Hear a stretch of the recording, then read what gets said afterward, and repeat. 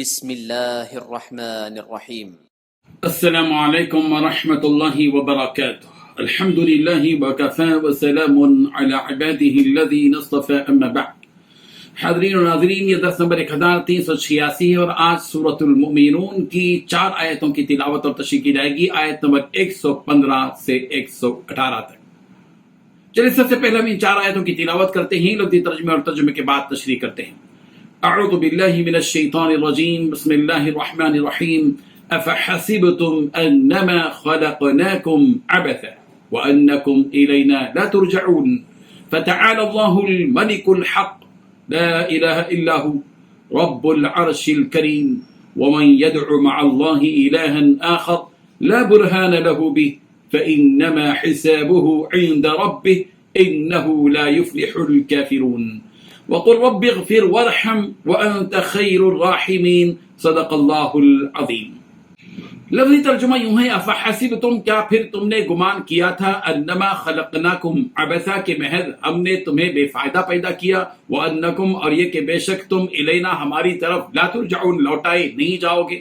فتعالی، چنانچہ برتر ہے، اللہ الملک الحق، اللہ بادشاہ سچا، لا الہ، نہیں ہے کوئی معبود، الا ہو، مگر وہی، رب العرش الکریم، عرش کریم کا رب ہے۔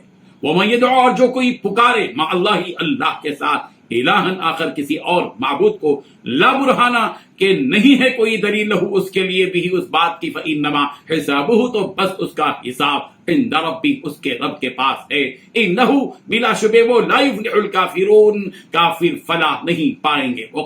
وقل، اور آپ کہیے، ربی، اے میرے پروردگار، اغفر، آپ بخش دیجئے، ورحم، اور رحم فرمائیے، وانت، اور آپ، خیر الراحمین، سب سے بہتر رحم کرنے والے۔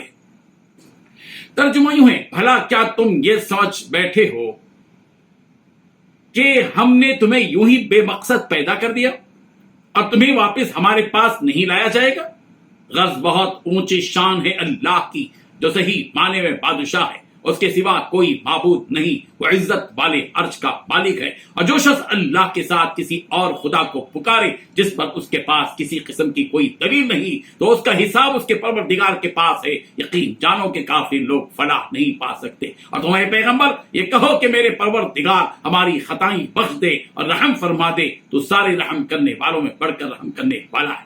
ان 4 آیتوں میں 9 باتیں بتلائی گئی ہیں۔ پہلی بات، بھلا کیا تم یہ سمجھ بیٹھے تھے کہ ہم نے تمہیں یوں ہی بے مقصد پیدا کر دیا؟ دوسری بات، تمہیں واپس ہمارے پاس نہیں لایا جائے گا۔ تیسری بات، غرض بہت اونچی شان ہے اللہ کی، جو صحیح معنی میں بادشاہ ہے۔ چوتھی بات، اس کے سوا کوئی معبود نہیں۔ پانچویں بات، وہ عزت والے عرش کا مالک ہے۔ چھٹویں بات، جو شخص اللہ کے سوا کسی اور خدا کو پکارے جس پر اس کے پاس کسی قسم کی کوئی دلیل نہیں، تو اس کا حساب اس کے پروردگار کے پاس۔ ساتویں بات، یقین جانو کہ کافی لوگ فلاح نہیں پا سکتے۔ 8ویں بات ہے، پیغمبر آپ کہیے کہ میرے پروردگار ہماری خطائیں بخش دے اور ہم پر رحم فرما۔ اور 9ویں بات، آپ سارے رحم کرنے والوں سے بڑھ کر رحم کرنے والے۔ بزرگان محترم، ایک بات ذہن میں رکھیے کہ اللہ تبارک و تعالیٰ کی ان تمام مخلوقات پر غور و فکر کرنے کے بعد انسان اس نتیجے پر پہنچتا ہے کہ رب ذوالجلال نے ان ساری چیزوں کو بے مقصد بیکار پیدا نہیں کیا۔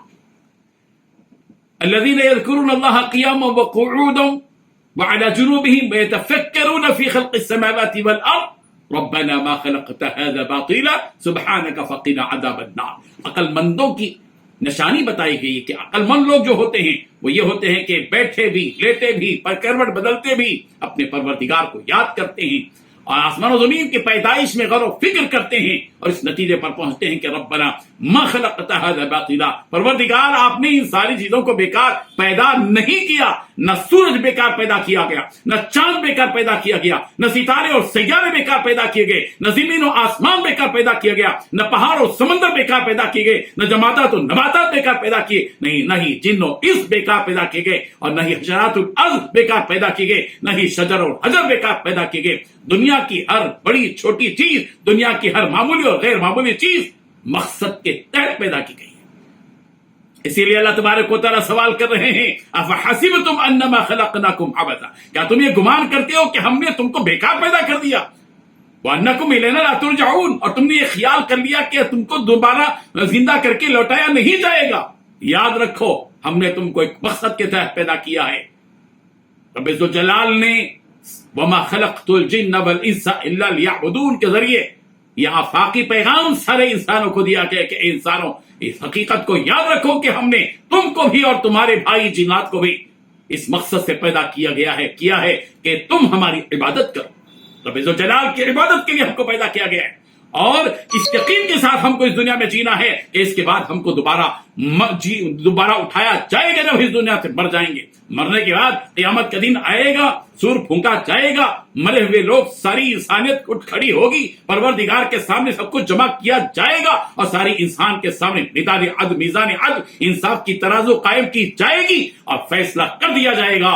نیک لوگوں کے سیدھے ہاتھ میں نامہ اعمال دیا جائے گا, برے لوگوں کے بائیں ہاتھ میں نامہ اعمال دیا جائے گا, جنت اور جہنم کے فیصلے کیے جائیں گے. یہ وہ حقیقت ہے جس کا انکار نہیں کیا جا سکتا. فتعال اللہ الملک الحق. یاد رکھو رب ذوالجلال کی شان بہت اونچی ہے. حقیقی معنی میں بادشاہ تو وہی ہے. یہ بادشاہ جو آج بادشاہ بنے اور سال 1.5 سال 2 سال 5 سال کے بعد پھر وہ وہاں کی کرسی سے نکل گئے. اللہ تبارک و تعالیٰ کی شان یہ نہیں ہے. اللہ تعالیٰ کی شان بہت بلند ہے. وہ ازل سے بادشاہ ہے, وہ ابد تک بادشاہ ہے, وہ آخر تک اس کا کوئی وہ ایسا اول کہ اس کا اول نہیں, وہ ایسا آخر کہ اس کا آخر نہیں. وہ پروردگار ہے رب ذوالجلال اور اس کے سوا کوئی معبود نہیں. اس یقین کے ساتھ ہم کو جینا ہے. اور وہ پروردگار وہ ہے جو عرش کا مالک ہے, وہ عزت والے عرش کا مالک ہے. جو شخص اللہ, اور ایک حقیقت بتا دی گئی, جو کوئی بھی شخص اللہ کے سوا کسی اور کو پکارے گا, ان بتوں کی عبادت کرے گا, ان پتھروں کو تراش کر ان کے سامنے جھکے گا, ان کے سامنے سجدہ کرے گا, اس کو جان لینا چاہیے کہ اس کے پاس اس کے معبود ہونے کی کوئی دلیل نہیں ہے. صرف ایک اللہ ہے جس کے معبود ہونے کی دلیل ہے. اور ایسے لوگ جو ایک اللہ کو چھوڑ کر دوسروں کی عبادت کر رہے ہیں وہ کبھی کامیابی پانے والے نہیں ہیں. وہ خسارے میں ہیں, وہ نامراد ہیں, وہ ناکام ہیں. ان کے لیے ذلت اور ان کے لیے رسوائی کے سوا اور کچھ نہیں ہے. پیارے پیغمبر صلی اللہ علیہ وسلم سے یہ بات کہی جا رہی ہے, پیغمبر آپ یہ کہیے اپنے پروردگار سے دعا مانگیے, اے پروردگار ہمارے گناہوں کو بخش دیجئے, ہم پر رحم فرما دیجئے, اس لیے کہ آپ بہترین رحم کرنے والوں میں سے ہیں. آپ جیسا رحم کرنے والا کوئی نہیں, آپ ہی ہیں جو آپ کی رحمت آپ کے غصے پر آ رہی ہے. اللہ تعالیٰ وہ یقین ہم سب کے دلوں میں پیدا فرمائے. آمین. وآخر دعوانا ان الحمد للہ رب العالمین.